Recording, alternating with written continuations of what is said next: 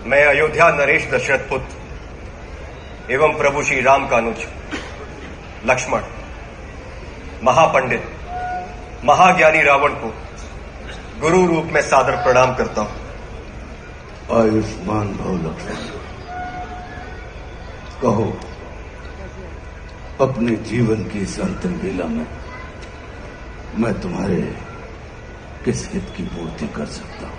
हे महामना, नीति, धर्म, राजनीति एवं समस्त वेद शास्त्रों के ज्ञाता, आप अपने ज्ञान और अनुभवों की दीक्षा से लक्ष्मण के जीवन का मार्ग प्रशस्त करने की कृपा करें। मैं देख रहा हूं लक्ष्मण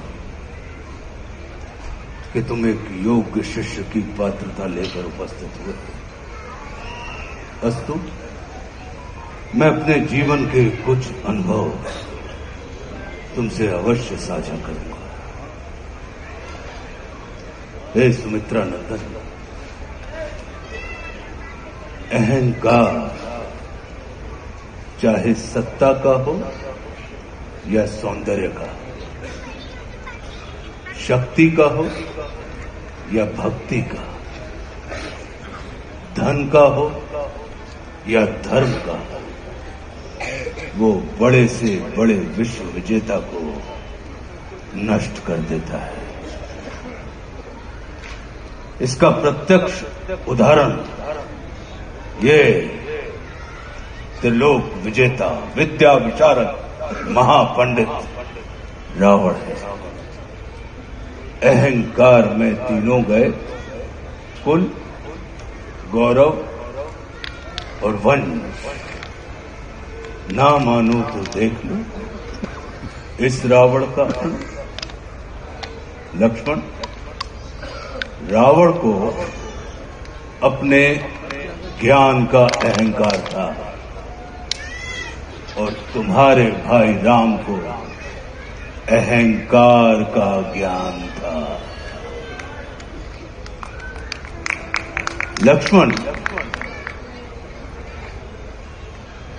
जीवन में सफल होने के लिए शत्रु दृष्टि और मित्र दृष्टि का भेद आना अनिवार्य है।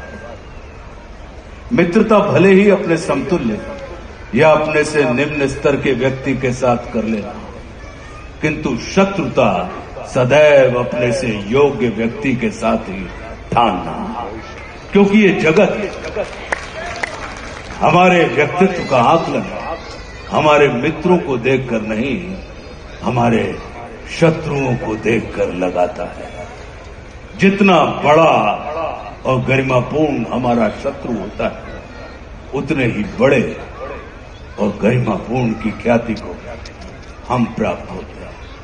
देखो ना, इस जगत ने जो कुछ राम से जुड़कर प्राप्त नहीं किया, उसे रावण ने राम से लड़कर प्राप्त कर लिया। लक्ष्मण, वे हमारे शत्रु ही होते हैं जो हमारे अंदर सुप्त पड़ी हुई ऊर्जा को जागृत करने का कार्य करते हैं। हमारा शत्रु ही होता है जो हमें असुरक्षा से निकालकर सुरक्षा में जाने की प्रेरणा देता है। वो हमारा शत्रु ही होता है जो हमें अपने सीमित वृत्त से निकालकर अपने वृत्त को असीमित करने की प्रेरणा देता है।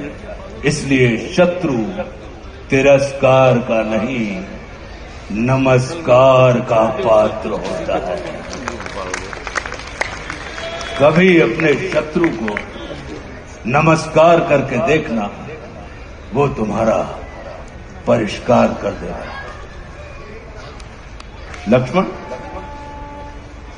जैसे शरीर को संचालित करने वाला मस्तिष्क आकार में शरीर से बड़ा नहीं होता, गज को संचालित करने वाला अंकुश आकार में गज से बड़ा नहीं होता, वैसे ही व्यवस्था को संचालित करने वाले व्यवस्थापक को कभी भी व्यवस्था से बड़ा नहीं होना चाहिए।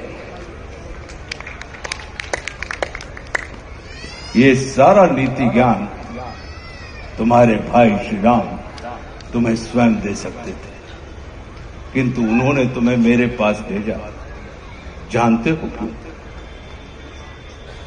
लक्ष्मण, मेरी संस्कृति असुर की है, लेकिन मैं प्रकृति से एक तपस्वी हूं, साधक। और किसी भी व्यक्ति को अपने अंतिम समय में अपनी संस्कृति के अनुसार नहीं, अपनी प्रकृति के अनुकूल कर्म करने चाहिए, तब उसे मृत्यु नहीं, मुक्ति प्राप्त होती है।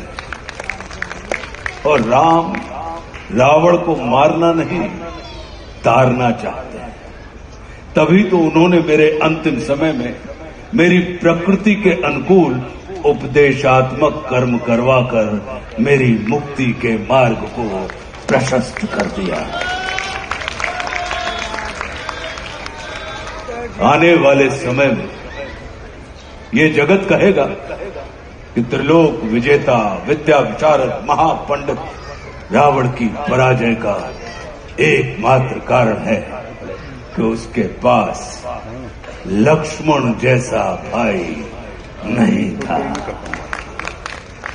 लेकिन इस जगत को ये स्मरण रखना चाहिए कि लक्ष्मण जैसा भाई प्राप्त करने के लिए व्यक्ति को रावण नहीं, स्वयं राम बनना पड़ता है। सदैव अपने भाई राम के अनुगामी रहना।